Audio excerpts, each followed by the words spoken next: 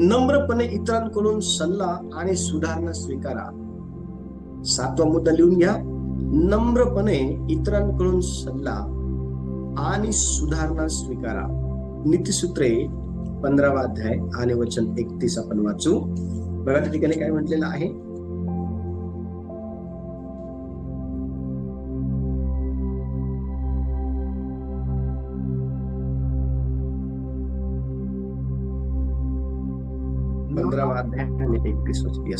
जीवनाच्या शिक्षणाकडे जो कान देतो तो ज्ञानामध्ये वस्ती करतो.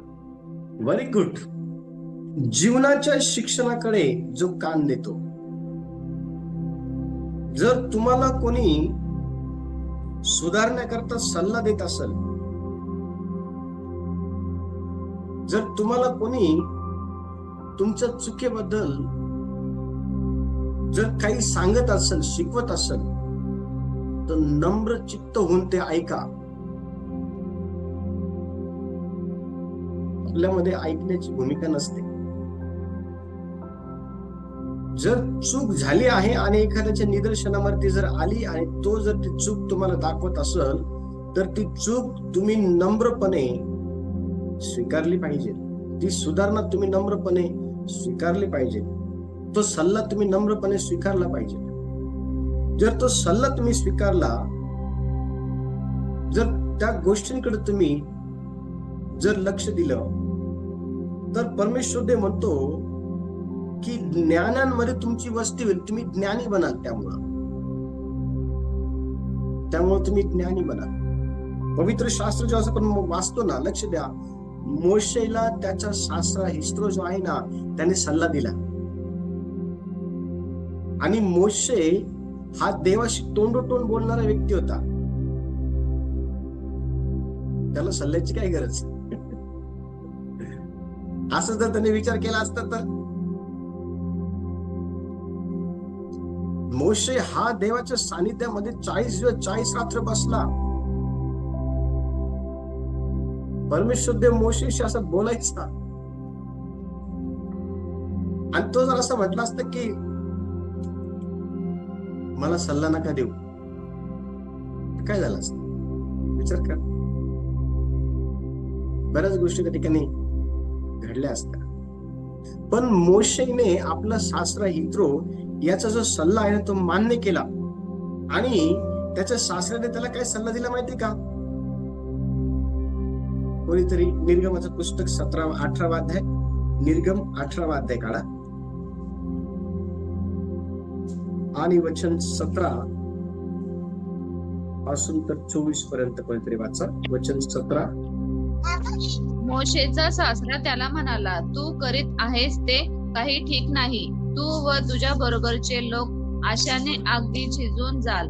हे काम तुला फार भारी आहे. तुला एकट्याला हे करवणार नाही. आता माझे ऐक. मी तुला सल्ला देतो आणि देव तुझ्या बरोबर असो. या लोकांचा देवापाशी तू मध्यस्थी हो आणि त्यांची प्रकरणे देवापाशी ने. विधी व नियम त्याला शिकव आणि त्यांची कोणत्या मार्गाने चालावे व कोणते काम करावे हे त्यांना दाखवित जा. तसेच तू ह्या सर्व लोकातून कर्तबगार, देवाचे भय धरणारे, विश्वासू, लाचलुचपतीचा द्वेष करणारे असे पुरुष निवडून घे आणि लोकांवर अधिकार चालवण्यासाठी त्यांना 1000, 100, 50, 10 जणांवर नायक म्हणून नेमून ठेव. त्यांनी प्रत्येक वेळी लोकांचा न्यायनिवाडा करावा.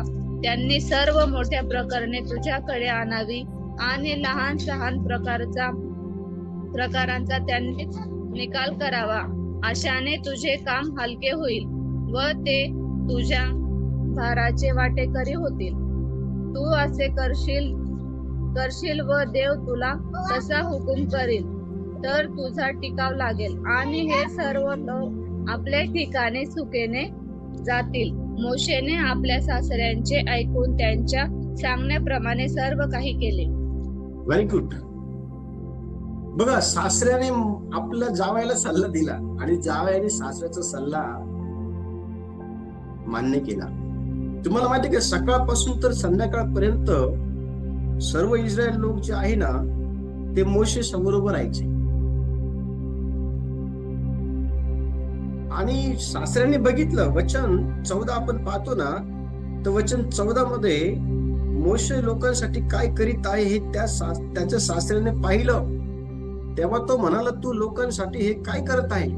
तू एकटाच बसतो आणि सकाळपासून संध्याकाळपर्यंत सर्व लोक तुझ्या आजूबाजूला उभं राहतात. हे बरोबर नाही. तू काय कर माहितीये का, तू 1000, 100, 100, 50, 50, 10 हजारांवर काय कर, एक व्यक्ती नेम. आणि ते व्यक्ती कोणत्या क्वालिटीचे असले पाहिजे माहिती का, ते जे व्यक्ती ना ते व्यक्ती कर्तबगार असले पाहिजे, देवाचं भय धरणारे, विश्वासू, लाच लुचपत घेणारे नको आहे. माझे पैसे घ्या आणि माझा नंबर लावा अगोदर. नाही नाही नाही, असे लाच लुचपत घेणारे नको आहे. चांगले पुरुष निवड आणि त्यांना 1000, 50, 50, 100, 100, 10 जणांवरती काय कर माहिती का, नेम त्यांना. आणि तू हो असं उभं राहू नको. मी तुला माझी पोरगी दिली, तिच्याकडे कोण बघेल मग? तू एवढा वेळ लोकांना देतो, तिला कधी वेळ देशील बाबा? म्हणजे मला तुम्हाला हे सांगायचं आहे, इथं ह्या सर्व गोष्टी नमूद केलेल्या, पण शास्त्राचं एकंदर म्हणणं हेच असेल. मी तर म्हणतो, मला तुम्हाला हे शिकवायचं आहे चर्च, की मोशेने आपला सासरा ह्याचा जो काही सल्ला आहे ना तो मान्य केला. कारण मोशे त्या ठिकाणी चूक करत होता. त्याची चूक ही त्याला निदर्शनामध्ये आणून दिली सासऱ्याने. आणि मग मोशेने काय केलं माहिती का, न्याय निवाडा करण्याकरता जबाबदाऱ्या इतरांवरती त्याने टाकल्या, वाटून दिल्या. आणि त्याचं काम जे आहे ना सोपं झालं, हलकं झालं. अनेक वेळा आपल्याला आपल्या चुका दिसत नाही, पण दुसऱ्यांना दिसतात, दुसऱ्यांना कळतात. आणि म्हणून दुसऱ्यांचे सल्ले घ्यायला शिका, दुसऱ्यांचं ऐकायला शिका. मोशे या ठिकाणी असं म्हटलं नाही सासऱ्याला, मी परमेश्वरासोबत तोंडोतोंड बोलतो, मला तुझ्या सल्ल्याची गरज नाही.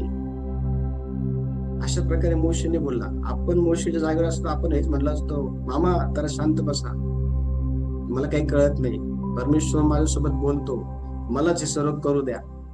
आपण असं म्हटलं असतं. आपण असं म्हणतो, पण लक्ष द्या, मला तुम्हाला हे सांगायचं, नम्रपणे सल्ला घ्या. लोक जर तुमच्यामध्ये काही सुधारणा करू इच्छित असेल तर सुधारणा स्वीकारा. त्याच्याने आपलं चांगलं होतं, त्याच्याने आपलं चांगलं होतं. लक्ष द्या, आपण अशा प्रकारे आपल्या ज्या काही चुका आहे ना त्याकडे लक्ष दिलं पाहिजे, त्याकडे आपण पाहिलं पाहिजे. आणि अशा प्रकारे जर आपण आपल्या चुकांकडे लक्ष दिलं तर निश्चित अर्थाने देव आपल्याला आशीर्वादित करतो. परमेश्वर देव या वचनाच्या द्वारे सर्वांना आशीर्वाद देव.